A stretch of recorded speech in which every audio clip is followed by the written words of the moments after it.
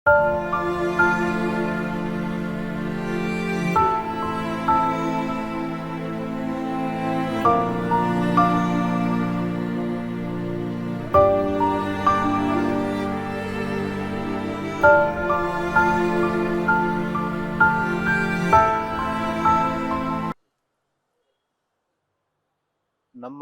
ಶ್ರೀ ಧರ್ಮಸ್ಥಳ ಮಂಜುನಾಥೇಶ್ವರ ಕಾಲೇಜಿನ ಸ್ಥಾಪಕ ಪ್ರಾಂಶುಪಾಲರಾಗಿದ್ದು ನಮಗೆಲ್ಲ ನಿರಂತರವಾಗಿ ಮಾರ್ಗದರ್ಶನ ನೀಡಿದಂತಹ ಪ್ರೊಫೆಸರ್ ಎಸ್ ಪ್ರಭಾಕರ್ ಅವರು ಇವತ್ತು ನಮ್ಮನ್ನು ಅಗಲಿರುವಂತಹದ್ದು ಅತ್ಯಂತ ದುಃಖದಾಯಕವಾದಂತಹ ಕ್ಷಣ.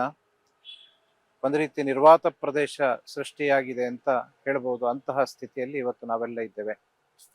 1966ನೇ ಇಸ್ವಿಯಲ್ಲಿ ಕಾಲೇಜು ಪ್ರಾರಂಭ ಆದಾಗ ಪ್ರಭಾಕರ್ ಅವರು ರಾಜ್ಯಶಾಸ್ತ್ರ ಪ್ರಾಧ್ಯಾಪಕರಾಗಿ ಸರ್ಕಾರಿ ಸೇವೆಯಲ್ಲಿದ್ದವರು. ಅವರನ್ನ ರತ್ನವರ್ಮ ಹೆಗ್ಗಡೆಯವರು ನೀವು ಇಲ್ಲಿ ಬರಬೇಕು ಅಂತ ಕರೆದಾಗ ಅವರ ಆಜ್ಞೆಗೆ ಅವರು ಒಪ್ಪಿ ಅವರು ಇಲ್ಲಿ ಬಂದು ಈ ಕಾಲೇಜನ್ನ ಒಳ್ಳೆ ರೀತಿಯಲ್ಲಿ ಕಟ್ಟಿ ಬೆಳೆಸಿದವರು, ಭದ್ರ ಬುನಾದಿಯನ್ನು ಹಾಕಿದವರು.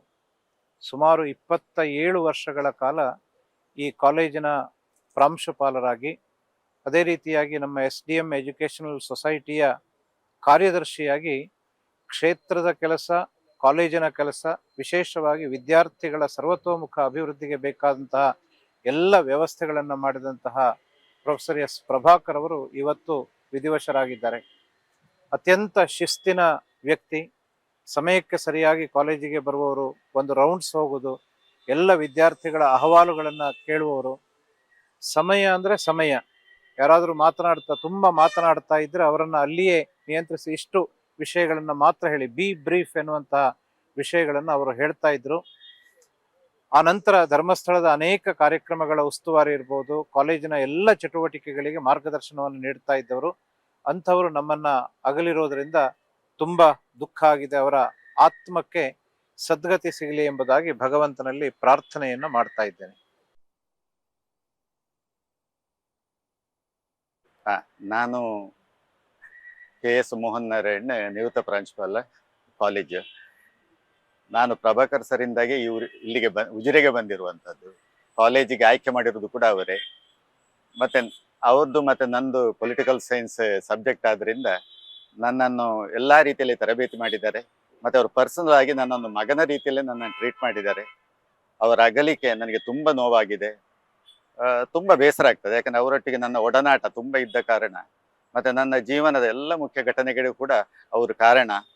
ಮತ್ತೆ ನನ್ನ ಕಷ್ಟದಲ್ಲಿದ್ದಾಗ ಕೂಡ ನಮ್ಮನ್ನು ಆಗಲಿ ನನ್ನ ಮಿಸಸ್ಸನ್ನಾಗಲಿ ತುಂಬಾ ಸಂತೈಸ್ತಾ ಇದ್ರು. ಅವರ ಅಗಲಿಕೆಯನ್ನು ನನ್ನಿಂದ ಸಹಿಸಿಕೊಳ್ಳಿಕ್ಕೆ ಸಾಧ್ಯ ಇಲ್ಲ. ಈಗ ನಾನು ಅವರ ಆತ್ಮಕ್ಕೆ ದೇವರು ಚಿರಶಾಂತಿಯನ್ನು ನೀಡ್ಲಿ ಅಂತೇಳಿ ಮಾತ್ರ ನಾನು ಪ್ರಾರ್ಥನೆ ಮಾಡೋದು ಅಷ್ಟೇ. ನಾವು ಯಾವತ್ತೂ ಅವರನ್ನು ಮನಸ್ಸಿನಲ್ಲಿ ನೆನಪು ಮಾಡಿಕೊಳ್ತೇವೆ, ಇನ್ನು ಮುಂದೆಯೂ ಕೂಡ ಅವರ ಆತ್ಮಕ್ಕೆ ಶಾಂತಿ ಸಿಗಲಿ ಅಂತ ನಾನು ಪ್ರಾರ್ಥಿಸ್ತೇನೆ.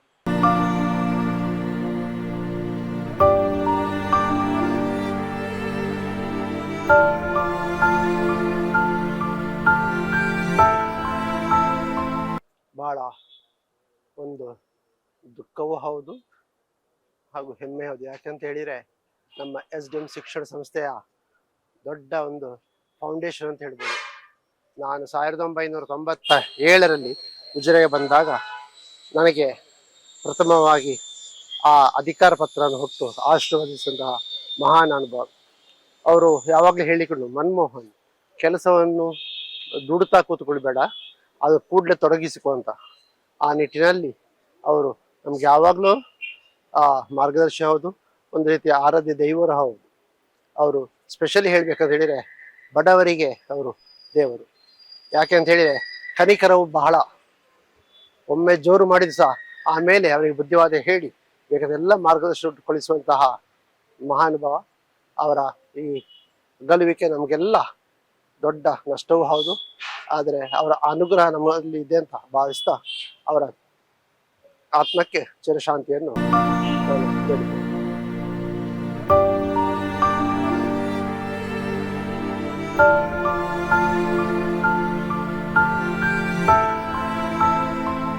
ಇವತ್ತು ನಮ್ಮೆಲ್ಲರ ಗುರುಗಳಾದಂತಹ ಪೂಜ್ಯ ಪ್ರೊಫೆಸರ್ ಎಸ್ ಪ್ರಭಾಕರ್ ಅವರು ದೈವಾಧೀನರಾಗಿದ್ದಾರೆ. ಅನೇಕ ವರ್ಷಗಳ ಕಾಲ ತಮ್ಮ ಜೀವನವನ್ನೇ ಶಿಕ್ಷಣದ ಕ್ಷೇತ್ರಕ್ಕೆ ಅಥವಾ ವಿದ್ಯಾರ್ಥಿಗಳಿಗೋಸ್ಕರ ಮುಡುಪಾಗಿಟ್ಟಂತವರು ಸಹೃದಯಗಳು.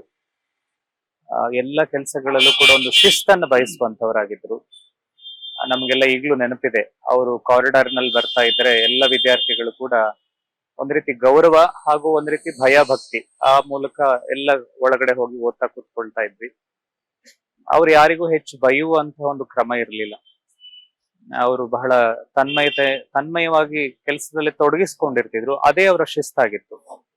ಮತ್ತೆ ಅವರು ಯಾರಾದ್ರೂ ತಪ್ಪು ಮಾಡಿದ್ರೆ ಅವರನ್ನ ಕರೆದು ಅದು ಹೀಗಲ್ಲ ಹಾಗೆ ಅಂತ ಒಮ್ಮೆ ಬೈದ್ರು ಕೂಡ ಮತ್ತೊಮ್ಮೆ ಕರೆದು ಅವರನ್ನ ಬಹಳ ಪ್ರೀತಿಯಿಂದ ಅದನ್ನ ತಿದ್ದಿ ತೀಡಿ ಬುದ್ಧಿಯನ್ನ ಹೇಳುವಂತ ಒಂದು ಸ್ವಭಾವ ಅವರಲ್ಲಿತ್ತು.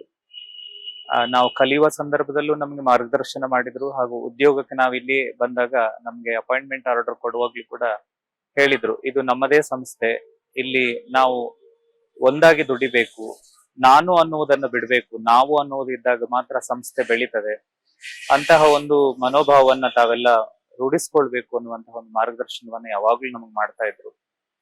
ಮತ್ತೆ ಎಲ್ರಲ್ಲೂ ಕೂಡ ಅವರು ಒಂದು ಒಳ್ಳೆದನ್ನೇ ಗುರುತಿಸುವಂತಹ ಸ್ವಭಾವ ಅವರಿಗೆ. ಆಮೇಲೆ ಎಲ್ರಿಗೂ ಕೂಡ ಸಹಾಯ ಮಾಡುವಂತಹ ಸ್ವಭಾವ. ಏನಾದ್ರು ಕಷ್ಟ ಇದೆ ಅಂತ ಹೇಳಿದ್ರೆ ಕೇಳಿಸ್ಕೊಳ್ಳೋದು, ಆಮೇಲೆ ಅವರಿಗೆ ಬೇಕಾದಂತ ಒಂದು ಮಾರ್ಗದರ್ಶನ ಮಾಡೋದು, ತಮ್ಮ ಕೈಯಲ್ಲಾದಂತ ಒಂದು ಸಹಾಯವನ್ನು ಮಾಡುವಂತಹ ಸ್ವಭಾವ ಅವರಲ್ಲಿತ್ತು. 90 ವಸಂತಗಳನ್ನ ಅವರು ಕಳೆದಿದ್ದಾರೆ. ನಿಜವಾಗೂ ಕೂಡ ಬಹಳ ನಮ್ಗೆ ಸಂತೋಷ ತೃಪ್ತಿ ಇದೆ. ಯಾಕೆ ಅಂತ ಹೇಳಿದ್ರೆ ಅವರೊಂದು ಸುಖಿ ಜೀವನವನ್ನ ಅನುಭವಿಸುವುದರ ಜೊತೆಗೆ ನಮ್ಗೆಲ್ಲ ಮಾರ್ಗದರ್ಶನವನ್ನ ಕೊಟ್ಟಿದ್ದಾರೆ, ಪ್ರೇರಣೆಯನ್ನ ಕೊಟ್ಟಿದ್ದಾರೆ. ಹಾಗೆ ಶಿಕ್ಷಣ ಕ್ಷೇತ್ರದಲ್ಲಿ ನಾವು ಹೇಗೆ ತೊಡಗಿಸ್ಕೊಳ್ಬೇಕು ಹಾಗೂ ಒಂದು ಸಂಸ್ಥೆ ಹೇಗಿರ್ಬೇಕು ಅನ್ನೋದನ್ನ ನಮ್ಗೆ ಕಾಲಕ್ಕೆ ಮಾರ್ಗದರ್ಶನ ಮಾಡಿದ್ದಾರೆ. ಪೂಜ್ಯ ಹೆಗಡೆ ಅವರು ಯಾವಾಗ್ಲೂ ಕೂಡ ಒಂದು ಮಾತನ್ನ ಹೇಳ್ತಾ ಇದ್ರು. ಅವರು ಪೂಜ್ಯ ಹೆಗಡೆ ಅವರು ಅವರ ಮಾತಲ್ಲೇ ಹೇಳೋದಾದ್ರೆ, ಪ್ರಭಾಕರ್ ಮಾಮನವರು ಯಾವತ್ತೂ ಕೂಡ ಶಿಸ್ತಿನ ಸಿಪಾಯಿ ಅಂತ ನಮ್ಮ ಸಂಸ್ಥೆಯನ್ನ ಬೆಳೆಸಿದ್ದಾರೆ ಅಂತ. ಅದು ನಿಜವಾಗೂ ಸತ್ಯವಾದ ಮಾತು. ಅವರು ಎಲ್ಲ ಸಂಸ್ಥೆಗಳ ಎಲ್ಲ ಸಿಬ್ಬಂದಿಗಳನ್ನು ಕೂಡ ಕರೆದು ಮಾತಾಡಿಸ್ತಿದ್ರು. ಏನಾದ್ರು ಸಮಸ್ಯೆಗಳಿದ್ರೆ ಕೇಳಿಸ್ಕೊಳ್ತಾ ಇದ್ರು, ಮಾರ್ಗದರ್ಶನ ಮಾಡ್ತಾ ಇದ್ರು. ಆ ವಿದ್ಯಾರ್ಥಿಗಳಿಗೂ ಕೂಡ ಸಾಕಷ್ಟು ಮೌಲ್ಯಾಧಾರಿತವಾದ ಶಿಕ್ಷಣಕ್ಕೆ ಒಂದು ಅಡಿಗಲ್ಲನ್ನ ಹಾಕಿಕೊಟ್ಟೋದ್ರ ಜೊತೆಗೆ ಅದನ್ನ ಬೆಳೆಸುವುದರಲ್ಲಿ ಕೂಡ ಸಾಕಷ್ಟು ಅವರು ನಮ್ಗೆ ಪ್ರೇರಣೆಯನ್ನ ನೀಡಿದ್ದಾರೆ. ಇವತ್ತು ಅವರು ನಮ್ಮ ಜೊತೆಗಿಲ್ಲ, ಆದ್ರೆ ಅವರ ಆದರ್ಶ, ಅವರ ಮೌಲ್ಯ, ಅವ್ರು ಹಾಕಿಕೊಟ್ಟ ಒಂದು ಏನು ತತ್ವಗಳಿದೆ ಅದೆಲ್ಲವನ್ನು ಕೂಡ ನಾವು ಇವತ್ತಿಗೂ ಪಾಲನೆ ಮಾಡ್ತಾ ಇದ್ದೇವೆ. ಆ ತತ್ವಗಳು ನಿರಂತರವಾಗಿ ಚಿರಾಯುವಾಗಿ ನಮ್ಮ ಜೊತೆಗೆ ಇರ್ತದೆ. ಆ ಗುರುಗಳು ನಮ್ಗೆ ಹಾಕಿಕೊಟ್ಟ ಆದರ್ಶದ ಒಂದು ಮಾರ್ಗ ನಾವು ಎಂದಿಗೂ ಮರೀಲಿಕ್ಕೆ ಸಾಧ್ಯ ಇಲ್ಲ. ಅಂತ ಒಂದು ಮಹಾನ್ ಚೇತನ ಇವತ್ತು ನಮ್ಮನ್ನ ಅಗಲಿರುವಂತದ್ದು. ಅವರ ಆತ್ಮಕ್ಕೆ ಸದ್ಗತಿ ಸಿಗ್ಲಿ ಅಂತ ಶಿಷ್ಯ ವೃಂದದವರಾದ ನಾವು ಭಗವಂತನಲ್ಲಿ ಪ್ರಾರ್ಥನೆಯನ್ನ ಮಾಡ್ತೇವೆ. ಅವರ ಒಂದು ಏನು ನಮ್ಗೆ ಮಾರ್ಗದರ್ಶನ ಇದೆ ಅದರಂತೆ ನಾವೆಲ್ಲ ನಡೆದು ಅವರ ಆತ್ಮಕ್ಕೆ ಇನ್ನಷ್ಟು ಸುಖ ಅಥವಾ ನೆಮ್ಮದಿ ಸಿಗುವಂತ ಆಗ್ಲಿ ಎನ್ನುವ ಪ್ರಾರ್ಥನೆಯನ್ನು ಆ ಮೂಲಕ ಸಲ್ಲಿಸ್ತೇವೆ ಅಂತ ಹೇಳ್ತಾ, ಗುರುಗಳು ಸದಾ ಅಮರವಾಗಿರ್ತಾರೆ ಅಂತ ಒಂದು ಮಾತಿದೆ. ಅಂದ್ರೆ ಯಾಕಂದ್ರೆ ಗುರುಗಳು ದೈಹಿಕವಾಗಿ ನಮ್ ಜೊತೆಗೆ ಇಲ್ಲದೆ ಇರ್ಬೋದು, ಆದ್ರೆ ಅವರ ತತ್ವಗಳು, ಅವರ ಆದರ್ಶಗಳು ಮಾನಸಿಕವಾಗಿ ಹಾಗೂ ಅವರು ಶಿಷ್ಯ ವೃಂದಕ್ಕೆ ಏನ್ ಹೇಳ್ಕೊಟ್ಟಿರ್ತಾರೆ ಅದು ನಿತ್ಯ ನಿರಂತರವಾಗಿ ನಮ್ ಜೊತೆಗೆ ಇರ್ತದೆ. ಆ ಮೂಲಕ ಅವರು ಯಾವತ್ತಿಗೂ ಅಮರವಾಗೇ ಇರ್ತಾರೆ. ಅವರು ಸದಾ ಅಮರ ಅಂತ ಹೇಳಲಿಕ್ಕೆ ಈ ಸಂದರ್ಭದಲ್ಲಿ ನಾನು ಬಯಸ್ತೇನೆ. ಶ್ರೀ ಧರ್ಮಸ್ಥಳ ಮಂಜುನಾಥೇಶ್ವರ ಶಿಕ್ಷಣ ಸಂಸ್ಥೆಗಳ ಉಪಾಧ್ಯಕ್ಷ ಆದಂತಹ ಪ್ರೊಫೆಸರ್ ಎಸ್ ಪ್ರಭಾಕರ್ ಇವರನ್ನ ನಾವು ಇವತ್ತು ಅಗಲಿದ್ದೇವೆ. HDM ಸಂಸ್ಥೆಗಳು ರಾಷ್ಟ್ರದ ಉದ್ದಕ್ಕೂ ಬೆಳಿಬೇಕಾದ್ರೆ ಮೂಲ ಕಾರಣಕರ್ತರು ಪ್ರೊಫೆಸರ್ ಸರ್ ಅವರು. ಇವತ್ತು ಉಜಿರೆ ಜಾಗತಿಕ ಮಟ್ಟದಲ್ಲಿ ಗುರುತಿಸ್ಕೊಳ್ಬೇಕಾದ್ರೆ ಪ್ರಭಾಕರ್ ಸರ್ ಅವರ ಬಹಳಷ್ಟು ಶ್ರಮ ಇದೆ.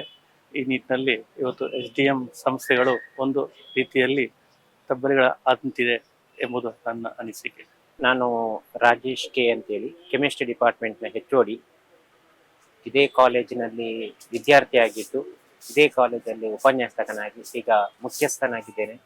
ಸೊ ನನಗೆ ಪ್ರಭಾಕರ್ ಸರ್ ಅಂತ ಹೇಳಿದ್ರೆ ತುಂಬ ಅಚ್ಚುಮೆಚ್ಚು. ಯಾಕೆ ಅಂತ ಹೇಳಿದ್ರೆ ನನ್ನ ಎಲ್ಲ ಫಂಕ್ಷನ್ಗಳಿಗೂ ಬಂದಿದ್ದಾರೆ. ಅಷ್ಟೇ ಅಲ್ಲದೆ ನನಗೆ ಸ್ವಲ್ಪ ಒಂದು ಆಘಾತ ಆಗಿತ್ತು, ಸ್ವಲ್ಪ ಆಕ್ಸಿಡೆಂಟ್ ಟೈಮಲ್ಲಿ ಕೂಡ ನನಗೆ ತುಂಬ ಸಹಾಯವನ್ನು ಮಾಡಿದವರು. ನಾನು ಯಾಕೆ ಅವರ ಬಗ್ಗೆ ಒಳ್ಳೆ ಮಾತು ಹೇಳ್ತೇನೆ ಅಂತ ಹೇಳಿದರೆ, ಇದೀಗ ತುಂಬ ಮುಂದುವರಿತಿದೆ ಉಜಿರೆ ಪರಿಸರ. ಆದರೆ ಒಂದು ಸಂದರ್ಭದಲ್ಲಿ ಇದೊಂದು ಕಾಡುಗಳಿಂದ, ಹುಲಿಗಳಿಂದ, ಪ್ರಾಣಿಗಳಿಂದ ಸೇರಿರುವಂತಹ ಆ ಸಂದರ್ಭದಲ್ಲಿ ಈ ಶಿಕ್ಷಣ ಸಂಸ್ಥೆಯನ್ನು ನಡೆಸುವಲ್ಲಿ ಅವರು ಬುನಾದಿ ಹಾಕಿದವರು. ಪ್ರಪ್ರಥಮವಾಗಿ ಶಿಕ್ಷಣ ಸಂಸ್ಥೆಯ ಮೂಲ ಅವರು ಒಂದು ಶಿಕ್ಷಣದ ವ್ಯವಸ್ಥೆಯನ್ನು ರೂಪಿಸುವಲ್ಲಿ ಪ್ರಥಮ ವ್ಯಕ್ತಿ ನಮ್ಮ ಉಜಿರೆಯವರು ಅಂತ ಹೇಳ್ತೇನೆ. ಯಾಕೆಂತ ಹೇಳಿದ್ರೆ ಇವತ್ತು ಇಷ್ಟು ಉದ್ಧಾರವಾಗಿ ಇಷ್ಟು ಒಳ್ಳೆ ರೀತಿಯಲ್ಲಿ ಮೂಡಿ ಬರಬೇಕು ಅಂತಿದ್ರೆ ಅವರು ಹಾಕಿದಂತ ಆ ಹಾದಿ ಇವತ್ತು ಮಾರ್ಗದರ್ಶನವಾಗಿದೆ ಅಂತ ಈ ಸಂದರ್ಭದಲ್ಲಿ ಹೇಳ್ತಾ, ನೇರ ನಡೆನುಡಿಯ ಶಿಸ್ತಿನ ವ್ಯಕ್ತಿಯವರು, ಅವರ ಆ ಒಂದು ಆದರ್ಶವನ್ನು ನಾವೆಲ್ಲರೂ ಪಾಲಿಸೋಣ. ಇವತ್ತು ಶ್ರೀ ಧರ್ಮಸ್ಥಳ ಮಂಜುನಾಥೇಶ್ವರ ಶಿಕ್ಷಣ ಸಂಸ್ಥೆಗಳ ಎಲ್ಲ ಸಿಬ್ಬಂದಿ ವರ್ಗದವರು ಇರ್ಬೋದು ಅಥವಾ ತಾಲೂಕು ಜಿಲ್ಲೆಯ ಎಲ್ಲ ಶಿಕ್ಷಣದ ಅಭಿಮಾನಿಗಳಿಗೆ ಒಂದು ಬೇಸರ ಆಗುವಂತ ವಿಚಾರ. ನಮ್ಮ SDM ಕಾಲೇಜು ಉಜಿರೆ ಇಲ್ಲಿ ಸ್ಥಾಪಕ ಪ್ರಾಂಶುಪಾಲರಾಗಿ, ಸ್ಥಾಪಕ ಕಾರ್ಯದರ್ಶಿಗಳಾಗಿ ಬಹಳ ನಿಷ್ಠೆಯಿಂದ, ದಕ್ಷತೆಯಿಂದ ದುಡಿದಂತಹ ನಮ್ಮ ಸಂಸ್ಥೆಯ ಉಪಾಧ್ಯಕ್ಷರಾಗಿರುವಂತಹ ಪ್ರೊಫೆಸರ್ ಎಸ್ ಪ್ರಭಾಕರ್ ಸರ್ ಅವರು ವಿಧಿವಶರಾಗಿರ್ತಾರೆ. ಬೇಸರದ ವಿಚಾರ. ಶಿಕ್ಷಣ ಕ್ಷೇತ್ರಕ್ಕೆ ಬಹಳ ತುಂಬಲಾರದ ನಷ್ಟ. ಯಾಕೆಂದ್ರೆ 27 ವರ್ಷಗಳ ಕಾಲ ಪ್ರಾಂಶುಪಾಲರಾಗಿದ್ದ ಅವಧಿಯಲ್ಲಿ, ಅವರು ಕಾರ್ಯದರ್ಶಿಗಳಾಗಿದ್ದ ಅವಧಿಯಲ್ಲಿ ಉಜಿರೆಯ ಶಿಕ್ಷಣ ಸಂಸ್ಥೆಗಳು ಇರ್ಬೋದು ಅಥವಾ ಮೈಸೂರು ಅಥವಾ ಧಾರವಾಡ, ಈ ಎಲ್ಲ ಶಿಕ್ಷಣ ಸಂಸ್ಥೆಗಳಿಗೆ ಬಹಳಷ್ಟು ಒಂದು ಫೌಂಡೇಶನ್ ಅನ್ನ ಹಾಕಿಕೊಟ್ಟವರು ಪ್ರೊಫೆಸರ್ ಎಸ್ ಪ್ರಭಾಕರ್ ಸರ್ ಅವರು. ನಾವೆಲ್ಲ ಈ ಕಾಲೇಜ್ಗೆ ಬಂದಂತ ಸಂದರ್ಭದಲ್ಲಿ ಅವರು ನಿವೃತ್ತರಾಗಿದ್ರು. ಆದ್ರೂ ಕೂಡ ಇವತ್ತಿಗೂ ಪ್ರೊಫೆಸರ್ ಎಸ್ ಪ್ರಭಾಕರ್ ಸರ್ ಅಂತ ಹೇಳಿದ್ರೆ ಉಜಿರೆ ಕಾಲೇಜಿನ ಪ್ರಾಂಶುಪಾಲರೆಂದೇ ಅವರು ಖ್ಯಾತರಾಗಿರೋರು. ಉಜಿರೆ ಕಾಲೇಜಿನ ಪ್ರಾಂಶುಪಾಲರು ಅಂತ ಹೇಳಿದ ತಕ್ಷಣ ಎಲ್ರಿಗೂ ನೆನಪಾಗುವಂತ ಪ್ರಭಾಕರ್ ಸರ್ ಅವರು. ಅವರ ಒಂದು ಶಿಸ್ತು ಇರ್ಬೋದು, ಸಂಯಮ ಇರ್ಬೋದು, ರಾಜ್ಯಶಾಸ್ತ್ರ ವಿಭಾಗದ ಸಹಾಯಕ ಪ್ರಾಧ್ಯಾಪಕರಾಗಿದ್ರು ಕೂಡ, ಆ ವಿಷಯದಲ್ಲಿ ಅವರು ಪರಿಣಿತರಾಗಿದ್ರು ಕೂಡ, ಅವರು ಆಧ್ಯಾತ್ಮಿಕದಲ್ಲಿ, ಅದಾದ್ಮೇಲೆ ಸಾಂಸ್ಕೃತಿಕ ಕ್ಷೇತ್ರದಲ್ಲಿ, ಸಾಹಿತ್ಯ ಕ್ಷೇತ್ರದಲ್ಲಿ, ಎಲ್ಲ ಕ್ಷೇತ್ರಗಳಲ್ಲಿ ಕೂಡ ತಮ್ಮನ್ನು ತಾವು ತೊಡಗಿಸಿಕೊಂಡು ಪ್ರೋತ್ಸಾಹವನ್ನು ನೀಡಿದವರು. ಅವರ ಆತ್ಮಕ್ಕೆ ಸದ್ಗತಿ ದೊರಕಲಿ ಅಂತ ಹೇಳಿ ಮಂಜುನಾಥ ಸ್ವಾಮಿಯಲ್ಲಿ, ಜನಾರ್ದನ ಸ್ವಾಮಿಯಲ್ಲಿ ಪ್ರಾರ್ಥಿಸ್ತಾ ನಮಸ್ಕಾರ. ಪ್ರೊಫೆಸರ್ ಎಸ್ ಪ್ರಭಾಕರ್ ಅವರು ನಮ್ಮೆಲ್ಲರ ಅನ್ನದಾತರು ಅಂತ ಹೇಳಿದ್ರು ತಪ್ಪಾಗ್ಲಿಕ್ಕಿಲ್ಲ. ನಮ್ಮನ್ನ ಈ ಕಾಲೇಜಿನಲ್ಲಿ ಪ್ರಾಧ್ಯಾಪಕರಾಗಿ ನೇಮಿಸಿದವರು, ನಮಗೆ ಮಾರ್ಗದರ್ಶನ ನೀಡಿದವರು, ಅಧ್ಯಾಪಕರಾಗಿ ನಾವು ಹೇಗೆ ಪಾಠ ಪ್ರವಚನಗಳಲ್ಲಿ ತೊಡಗಿಸಿಕೊಳ್ಬೇಕು, ಅದರ ಜೊತೆಯಲ್ಲಿ ಒಬ್ಬ ವಿದ್ಯಾರ್ಥಿಯ ಎಲ್ಲ ರೀತಿಯ ವ್ಯಕ್ತಿತ್ವ ವಿಕಸನಕ್ಕೆ ಬೇಕಾಗುವ ಚಟುವಟಿಕೆಗಳನ್ನು ಹೇಗೆ ಸಂಘಟನೆ ಮಾಡಬೇಕು ಅನ್ನೋದನ್ನ ಪಾಠ ಹೇಳಿ ತಿದ್ದಿ ತೀಡಿ ನಮ್ಮನ್ನೆಲ್ಲ ಬೆಳೆಸಿದಂತಹ ಮಹಾತ್ಮರು. ಶ್ರೇಷ್ಠ ಶಿಕ್ಷಣ ತಜ್ಞ ಅವರು. ಮೈಸೂರು ವಿಶ್ವವಿದ್ಯಾನಿಲಯದಿಂದ ಅವರು ಪೊಲಿಟಿಕಲ್ ಸೈನ್ಸ್ MA ಯಲ್ಲಿ ಚಿನ್ನದ ಪದಕವನ್ನ ಪಡೆದವರು. ಸರ್ಕಾರಿ ಸೇವೆಯಲ್ಲಿ ಇದ್ದಂಥವರು. ಅಂದಿನ ಧರ್ಮಾಧಿಕಾರಿಗಳಾಗಿದ್ದಂತಹ ಕೀರ್ತಿಶೇಷ ಪೂಜ್ಯ ರತ್ನವರ್ಮ ಹೆಗ್ಗಡೆ ಅವರ ವಿಶೇಷವಾದಂತಹ ಒಂದು ಮಾತಿಗೆ ಬೆಲೆ ಕೊಟ್ಟು ಅವರು ಉಜಿರೆಯ ಈ ಭಾಗಕ್ಕೆ ಬಂದ್ರು. ಇಲ್ಲಿ ಶ್ರೀ ಧರ್ಮಸ್ಥಳ ಮಂಜುನಾಥೇಶ್ವರ ಮಹಾವಿದ್ಯಾಲಯದ ಸ್ಥಾಪಕ ಪ್ರಾಂಶುಪಾಲರಾದ್ರು. ಅವರು ಪ್ರಾಂಶುಪಾಲರಾಗಿದ್ದಂತಹ ಅವಧಿಯಲ್ಲಿ ಬಹುಶಃ ಅವರು ಅನೇಕ ಸವಾಲುಗಳನ್ನ ಎದುರಿಸಿದ್ರು. ಯಾಕಂತ ಹೇಳಿದ್ರೆ ಆಗ ತಾನೇ ಶ್ರೀ ಧರ್ಮಸ್ಥಳ ಮಂಜುನಾಥೇಶ್ವರ ಶಿಕ್ಷಣ ಸಂಸ್ಥೆಗಳು ಎಲ್ಲ ರೀತಿಯಾದಂತಹ ಒಂದು ವಿಕಸನವನ್ನ ಪ್ರಾರಂಭ ಮಾಡಿದ್ವು. ಆ ಸಂದರ್ಭದಲ್ಲಿ ನ್ಯಾಚುರೋಪತಿ ಕಾಲೇಜುಗಳಾಗ್ಲಿ ಅಥವಾ ಸಮೀಪದಲ್ಲಿ ಇರತಕ್ಕಂತಹ ಬೇರೆ ಬೇರೆ ವಿದ್ಯಾಸಂಸ್ಥೆಗಳಾಗ್ಲಿ, ಅವುಗಳನ್ನೆಲ್ಲ ಒಂದು ಪ್ರಾರಂಭ ಮಾಡುವಂತಹ ಬಹಳ ದೊಡ್ಡ ಸವಾಲಿತ್ತು. ಆ ಎಲ್ಲ ಸವಾಲುಗಳನ್ನು ಕೂಡ ಪೂಜ್ಯ ಡಾಕ್ಟರ್ ವೀರೇಂದ್ರ ಹೆಗ್ಗಡೆ ಅವರ ಮಾರ್ಗದರ್ಶನದಲ್ಲಿ ಅದನ್ನ ಬಹಳ ಒಂದು ಹಣ ತೊಟ್ಟು ಆಗುವ ಹಾಗೆ ಶ್ರಮಿಸಿದವರು ಪ್ರೊಫೆಸರ್ ಎಸ್ ಪ್ರಭಾಕರ್ ಅವರು. ಶ್ರೇಷ್ಠ ಶಿಕ್ಷಣ ತಜ್ಞ, ದಕ್ಷ ಆಡಳಿತಗಾರ ಹಾಗೂ ಬಹಳ ದೊಡ್ಡ ಮಾನವತಾವಾದಿ ಅವರು. ಅವರು ಕೈಂಡ್ ಹಾರ್ಟೆಡ್ ಅಂತ ಹೇಳಿ ನಾವು ಹೇಳ್ತೇವಲ್ಲ, ಆ ರೀತಿಯಲ್ಲಿ ಎಲ್ಲರನ್ನೂ ಕೂಡ ಬಹಳ ಪ್ರೀತಿಯಿಂದ ನೋಡ್ತಾ ಇದ್ರು, ಬೆನ್ನು ತಟ್ಟಿ ಪ್ರೋತ್ಸಾಹ ಮಾಡ್ತಾ ಇದ್ರು. ಅನೇಕ ಜನರ ಬದುಕನ್ನ, ಭವಿಷ್ಯವನ್ನ ಬೆಳಗಿದಂತಹ ಮಹಾತ್ಮ. ಇವತ್ತು ಅವರಿಲ್ಲ ಅನ್ನುವಂತಹ ಮಾತನ್ನ ಕೇಳುವಾಗ ತುಂಬಾ ದುಃಖ ಆಗ್ತಾ ಇದೆ.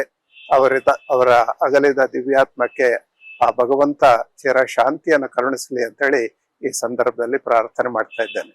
ಪ್ರೊಫೆಸರ್ ಎಸ್ ಪ್ರಭಾಕರ್ ಅವರು ಇವತ್ತು ಬೆಳಿಗ್ಗೆ ಸ್ವರ್ಗಸ್ಥರಾಗಿದ್ದಾರೆ. 90 ವರ್ಷಗಳ ತುಂಬು ಜೀವನವನ್ನ ಮಾಡಿ ಸ್ವರ್ಗಸ್ಥರಾಗಿದ್ದಾರೆ. ಬಹಳ ದುಃಖ. ಅವರ ಅಂತಿಮ ವಿಧಿವಿಧಾನಗಳು ನಾಳೆ ಸಂಜೆ 6 ಗಂಟೆಗೆ ನಡೆಯಲಿಕ್ಕಿದೆ. ಅವರ ಮಗಳು ಮತ್ತು ಅಳಿಯ ಲಂಡನ್ ನಿಂದ ಹೊರಟಿದ್ದಾರೆ. ನಾಳೆ ಸಂಜೆ ಹೊತ್ತಿಗೆ ಇಲ್ಲಿಗೆ ಬರ್ತಾರೆ. ಬಂದ ನಂತರ ಸಂಜೆ 6 ಗಂಟೆಯ ನಂತರ ಇದೇ ಅವರ ಕಾಂಪೌಂಡ್ ಅಲ್ಲಿ ಅಂತಿಮ ವಿಧಿವಿಧಾನಗಳು ನಡೆಯಲಿಕ್ಕಿದೆ. ಇವತ್ತು ಮಧ್ಯಾಹ್ನ 2 ಗಂಟೆವರೆಗೆ ಅಂತಿಮ ದರ್ಶನಕ್ಕೆ ಜನ ಬರಬಹುದು ಮತ್ತು ನಾಳೆ ಸಂಜೆ 5 ಗಂಟೆಗೆ ಅವರ ದೇಹವನ್ನ ಈ ಮನೆಗೆ ತರಲಿಕ್ಕಿದ್ದೇವೆ. 5 ರಿಂದ 6 ಗಂಟೆವರೆಗೆ ಅಂತಿಮ ದರ್ಶನಕ್ಕೆ ಅವಕಾಶಗಳು ಇದೆ. ಅದರ ನಂತರ ಅಂತಿಮ ವಿಧಿವಿಧಾನಗಳು ಸಾಂಪ್ರದಾಯಿಕವಾಗಿ ನಡೆಯಲಿಕ್ಕಿದೆ.